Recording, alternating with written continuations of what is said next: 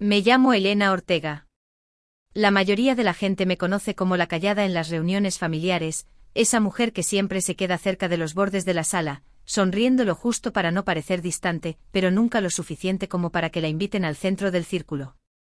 He servido 8 años en el ejército de tierra, coordinando logística en lugares que la mayoría de la gente ni siquiera sabría ubicar en un mapa, pero aquí, en el salón de esta finca de eventos a las afueras de Madrid, llena de rosas blancas y servilletas de lino, solo soy la hermana mayor de Lucía.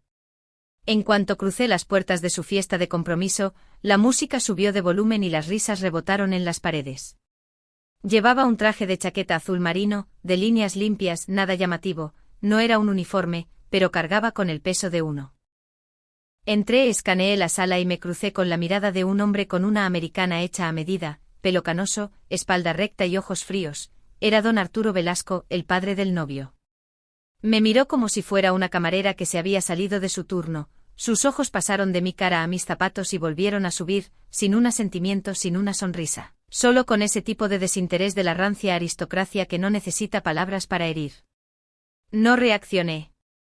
He aguantado gritos en desiertos extranjeros con el sol abrasando sobre un convoy que no tenía por qué estar donde estaba, así que esto, en comparación, era solo un rasguño. Aún así algo dentro de mí se tensó, ese tipo de silencio que no es pacífico, el que te dice que no vales la atención de nadie. Lucía me vio desde el otro lado de la sala y sonrió radiante, saludando con la mano de esa forma que decía lo feliz que estaba de que yo hubiera aparecido, así que le devolví la sonrisa solo por ella, porque se merecía este día, esta alegría, después de todo lo que había pasado. Mientras me dirigía hacia la barra, don Arturo me dio la espalda, de forma deliberada, casi teatral. Pude sentir el cambio sutil a mi alrededor, la gente inclinándose en sus conversaciones, ajustando sus posturas, todas esas pequeñas señales sociales que dicen más que las palabras, y me quedé allí de pie observando en silencio. No era la primera vez que alguien me evaluaba y decidía que no estaba a la altura. Para gente como él, yo era invisible a menos que alguien anunciara mi rango primero, pero aprendí hace mucho tiempo que la fuerza más ruidosa no es la que necesita un escenario.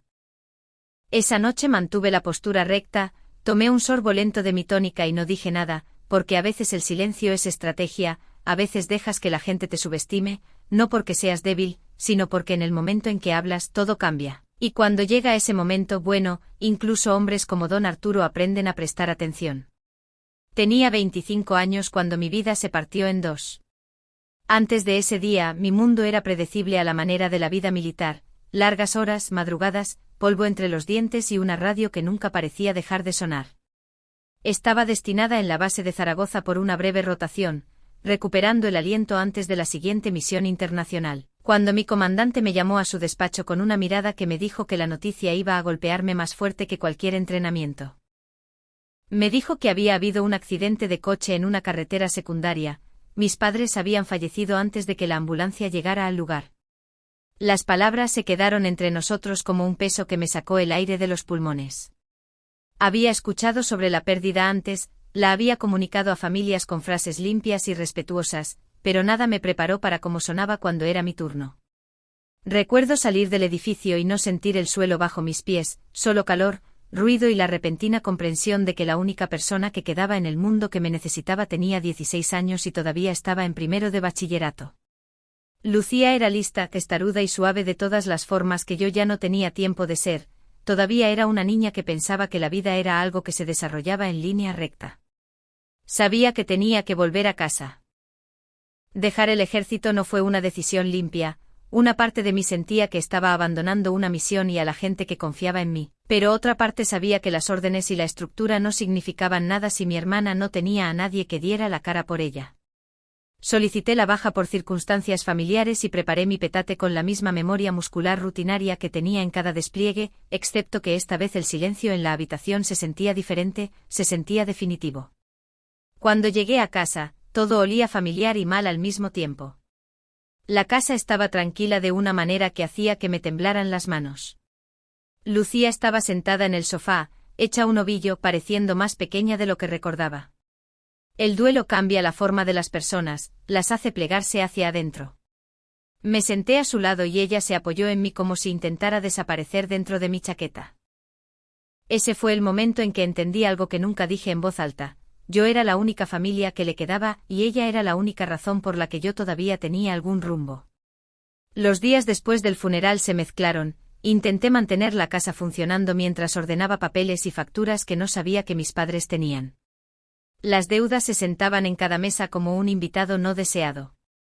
Vendí el coche, luego las herramientas del garaje, luego cualquier cosa que no pareciera esencial. El duelo no impidió que el banco llamara por la hipoteca.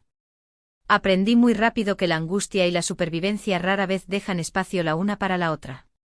Tuvimos que mudarnos a un pequeño piso de 2 habitaciones en un barrio obrero a las afueras. Lucía se quedó con el dormitorio porque necesitaba el espacio más que yo, y yo dormía en un sofá que solo se convertía en cama si le dabas 2 patadas. Conseguí trabajo en una nave logística durante el día cargando envíos y un segundo trabajo por la noche reponiendo estanterías. Cada mañana le preparaba el almuerzo como solía hacer nuestra madre, dolía recordar, pero dolía más dejar de intentarlo. Había momentos en los que me encontraba mirando al techo preguntándome cómo habría sido mi vida si el teléfono nunca hubiera sonado, echaba de menos la estructura, el propósito, el uniforme que me hacía estar un poco más erguida. Pero cada vez que sentía el tirón de lo que había perdido, miraba a Lucía haciendo los deberes en la mesa de la cocina, con el pelo cayéndole sobre la cara, y sabía que la elección ya estaba hecha. Algunas misiones no vienen con medallas o saludos militares, vienen con facturas atrasadas, cenas silenciosas y la promesa de que no dejarás a nadie atrás. Nunca le dije a Lucía lo asustada que estaba, nunca le dije cómo me quedaba despierta algunas noches preguntándome si yo era suficiente. Simplemente aparecía día tras día porque el amor no siempre es ruidoso o poético, a veces es una fiambrera preparada a las 5 de la mañana y una sonrisa cansada esperando en la puerta. A veces es un soldado quitándose el uniforme para convertirse en el único hogar de alguien. Hay algo extraño en pasar de las sesiones informativas de mando y las cadenas de suministro a doblar servilletas en una franquicia de restaurantes. La gente piensa que una vez que estás fuera, simplemente pasas página, pero el cambio de la estructura a la supervivencia es brusco y no hay un manual sobre cómo comportarse cuando nadie sabe quién solía ser. Cambié las botas de combate por zapatos antideslizantes y mi etiqueta con el nombre ya no decía sargento, solo decía Elena.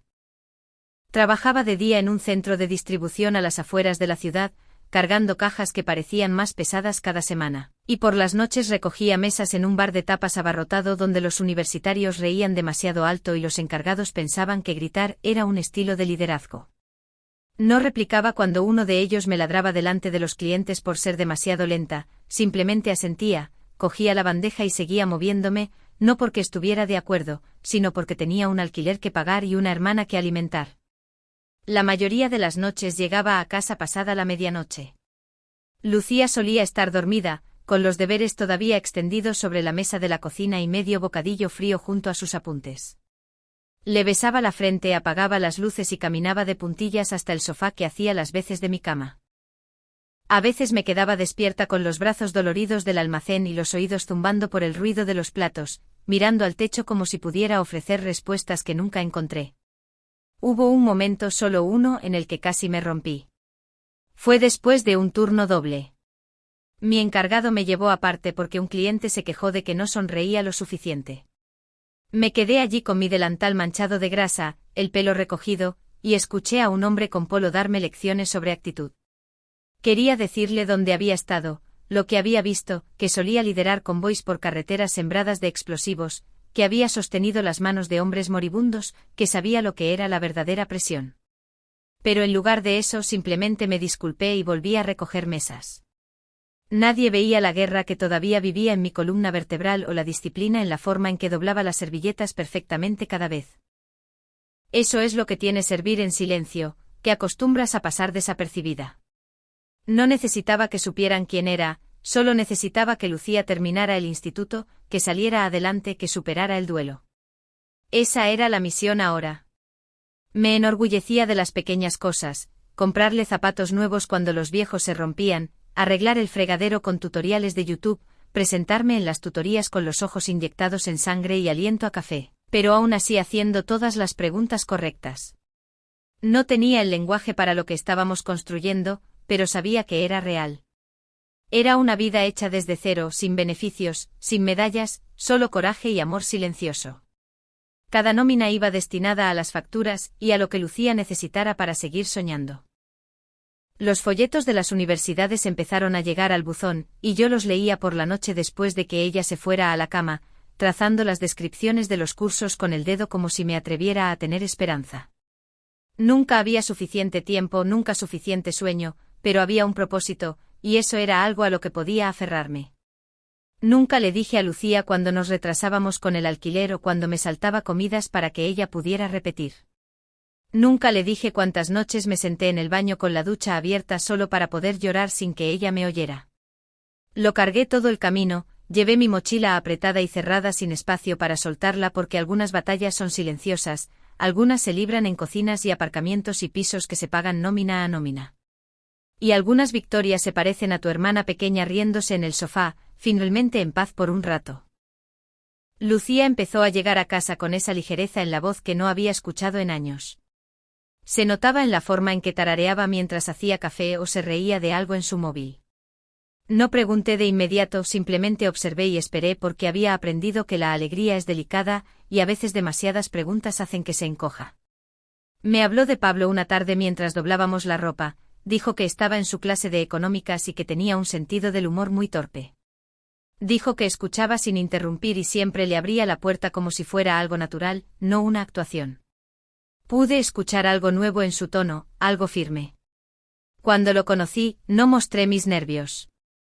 Me he enfrentado a hombres más intimidantes que un estudiante universitario de último año con buena postura y ojos amables, pero aún así, presté mucha atención, su apretón de manos, su contacto visual, como miraba a Lucía cuando ella no estaba hablando.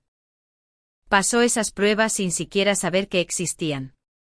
Lo que me ganó fue cuando se quedó después de cenar para ayudar a fregar los platos. No preguntó, simplemente cogió un paño y empezó a secar. Vi la forma en que Lucía se apoyaba en él mientras trabajaban y por un momento, me permití creer que ella podría haber encontrado algo real, que tal vez todas las cosas a las que sobrevivimos la habían llevado a este tipo de tranquilidad. Luego vino la mención de su padre. Fue breve, una línea pasajera sobre cómo su padre dirigía una empresa que había estado en la familia durante décadas.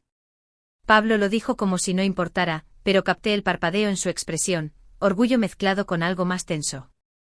Tal vez obligación, tal vez advertencia. Guardé ese dato, no presioné. Más tarde esa noche le pregunté a Lucía si había conocido a sus padres. Dijo que todavía no, pero que ocurriría pronto. Asentí y cambié de tema, pero mi instinto me dijo que me mantuviera alerta. Había algo en el tono cuidadoso de Pablo cuando dijo que su padre era tradicional, algo que me recordó a puertas cerradas y miradas medidas, algo que olía a problemas. La primera vez que conocí a don Arturo fue en una cena familiar la semana antes de la fiesta de compromiso. El restaurante era de lujo, de esos donde los camareros se mueven como sombras y las paredes amortiguan cada sonido. Llegué a tiempo vistiendo un vestido negro sencillo y zapatos planos, nada llamativo pero limpio, intencional.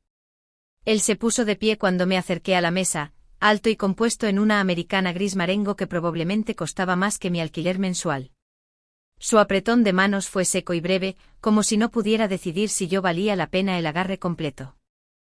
Sus ojos no se quedaron en los míos mucho tiempo, se deslizaron sobre mis hombros, bajaron a mis zapatos y luego volvieron a su vino. Cuando preguntó qué hacía, mantuve mi respuesta simple: logística, coordinación de proyectos, algunos trabajos de consultoría. Todo cierto en partes, solo que no era toda la verdad.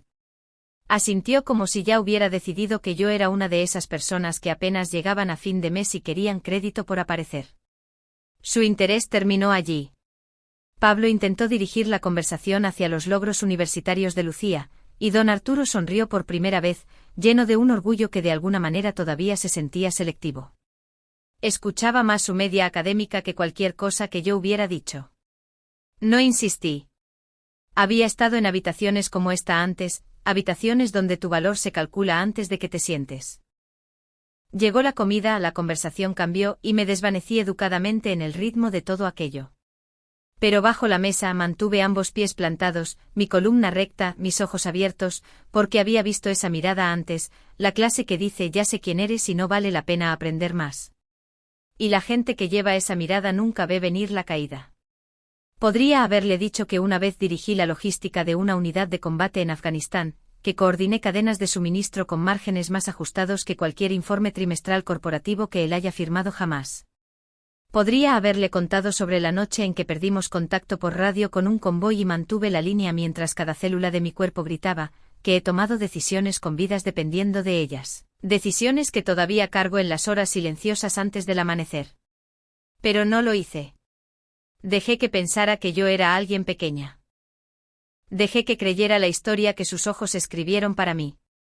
Ese fue el poder que aprendí con el uniforme, no tienes que alardear para ser fuerte. A veces el silencio tiene más peso que 1000 currículums. Esa cena no era el momento adecuado y yo no estaba allí para impresionarlo. Estaba allí por Lucía, por su paz, por su futuro. Y sabía que si jugaba a largo plazo, la verdad hablaría más alto que cualquier cosa que pudiera forzar en una sola noche. Él no sabía que la mujer sentada frente a él una vez informó a oficiales superiores sobre riesgos de misión. No sabía que me habían ofrecido puestos en firmas con siglas más largas que el nombre de su empresa. Solo veía a una mujer con un vestido sencillo sin nada llamativo que ofrecer. Y eso estaba bien, porque he aprendido lo rápido que la gente como él pierde el equilibrio cuando el suelo se mueve bajo ellos. Y la cosa sobre ocultar quién eres es que no siempre es encubrimiento, a veces es control. Deja que te subestimen, deja que pongan el listón bajo. Solo hace que la revelación sea mucho más clara cuando se den cuenta de que nunca estuvieron mirando en la dirección correcta. Se suponía que no debía hablar. No había mención de mi nombre en el programa, ni una tarjetita en el atril esperando con un brindis impreso. Había planeado sonreír durante la ceremonia, abrazar fuerte a Lucía y dejar que la noche pasara mientras otros chocaban copas y bailaban en círculos. Pero en algún momento entre la última ronda de la cena y la tarta, una coordinadora me tocó el hombro y me lo dijo suavemente como si casi esperara que me negara, eres la siguiente, solo unas palabras para la novia. Lucía debió haberlo pedido. Ese pensamiento fue suficiente para hacerme poner de pie. Mientras caminaba hacia el frente de la sala, no ensayé nada. No tenía que hacerlo. Algunas historias viven justo debajo de la piel, siempre listas para cuando las necesitas. Ajusté el micrófono, me aclaré la garganta y miré a través de la sala llena de lino y encaje y gente que realmente no me conocía. Me presenté como la hermana de la novia, luego hice una pausa, dejando que el silencio se asentara antes de añadir que no siempre había sido solo su hermana. Después de que nuestros padres murieran, me convertí en su chofer para ir al instituto, su contacto de emergencia, su tutora nocturna y, algunos días, su única constante. Les hablé del pequeño piso al que nos mudamos, del sofá en el que dormí durante 3 años, de los trabajos precarios que mantuvieron la comida en nuestra mesa y evitaron que nos cortaran la luz. No dije nada de eso con amargura, lo dije porque era la verdad, porque el amor real, a veces se parece al agotamiento y a los recibos del alquiler. Lucía me estaba mirando entonces, ya secándose los ojos, y le sonreí. Le recordé a la sala que ella nunca me hizo sentir que yo no fuera suficiente, incluso cuando estaba al límite, incluso cuando olvidaba cumpleaños o llegaba tarde a recogerla, ella me perdonaba antes de que pudiera pedirlo. Entonces dije algo que hizo que algunas cabezas se inclinaran, mencioné que antes de todo eso, había estado sirviendo en el ejército 8 años. No me extendí en ello, solo dejé que el dato reposara allí un instante. Algunas personas se removieron en sus asientos. Don Arturo levantó la vista, su expresión cambió solo ligeramente, pero lo noté. Dije que había llevado un uniforme con orgullo, pero cuando llegó el momento, me alejé de él, no porque estuviera cansada de servir, sino porque me quedaba una persona en el mundo que me necesitaba más que cualquier misión, y la elegí a ella. La sala estaba en silencio, no por incomodidad, sino porque estaban escuchando, realmente escuchando. Terminé diciendo que Lucía se había convertido en el tipo de mujer que ilumina una habitación no con atención, sino con gracia, que Pablo tenía suerte de tenerla, y que yo confiaba en él porque ella confiaba en él, y la confianza para mí lo significa todo. Di un paso atrás entonces. Sin aplausos todavía, solo quietud, esa clase de quietud que solo ocurre cuando la gente está tratando de recalcular lo que pensaban que sabían. No necesitaba que lloraran o vitorearan, solo necesitaba que Lucía supiera lo que significaba para mí. Y por primera vez esa noche, creo que todos finalmente me vieron, no solo a la mujer en la esquina, sino a la razón por la que Lucía estaba aquí, radiante, segura y entera. Él me encontró cerca de la parte trasera del salón de recepción, donde las luces eran más tenues y la música no había vuelto a subir. Sus pasos eran más lentos que antes, como si el discurso le hubiera quitado algo de peso a su andar pero se lo hubiera añadido a sus pensamientos. Me giré cuando se acercó, no sorprendida, pero tampoco completamente acogedora. Me ofreció la mano, más firme esta vez, y su voz cargaba una suavidad que no había escuchado antes. Dijo que no lo sabía, dijo que no se había dado cuenta. Sus ojos buscaron los míos, como si estuviera buscando la versión de mí que se perdió la primera vez. No me inmuté ni llené el silencio por él. Le dije que no era culpa suya, que la mayoría de la gente no ve lo que no está entrenada para buscar, que nunca necesité un foco o una presentación para probar mi lugar en la sala. No lo dije con brusquedad, solo con verdad tranquila. Dejé que se asentara porque la dignidad no necesita levantar la voz para ser escuchada. Asintió más despacio que antes y me agradeció por lo que había hecho por Lucía, por mi servicio, por aparecer cuando nadie más podía. Lo acepté sin orgullo ni desprecio, solo con un entendimiento tranquilo de que a veces la disculpa no está en las palabras, sino en el cambio que finalmente ocurre detrás de los ojos de alguien. Antes de irse, preguntó si podíamos hablar más en algún momento. Dije quizás. Lo decía en serio, pero no tenía prisa. Ya me había ganado cada gramo de respeto que necesitaba de Lucía, de mí misma, de la vida que elegí construir. Su reconocimiento no cambiaba quién era yo, solo confirmaba lo que ya sabía. Algunas personas necesitan títulos para dar respeto, yo nunca los necesité. Lucía estaba girando en el centro de la pista de baile, su vestido atrapando la luz con cada vuelta, su risa flotaba sobre la música, fácil y plena, el tipo de alegría que solo llega cuando el peso que has estado cargando finalmente se levanta. Me quedé lo suficientemente atrás para mirar sin interrumpir, con las manos alrededor de un vaso de agua con gas, el corazón estable de una manera que no había estado en años.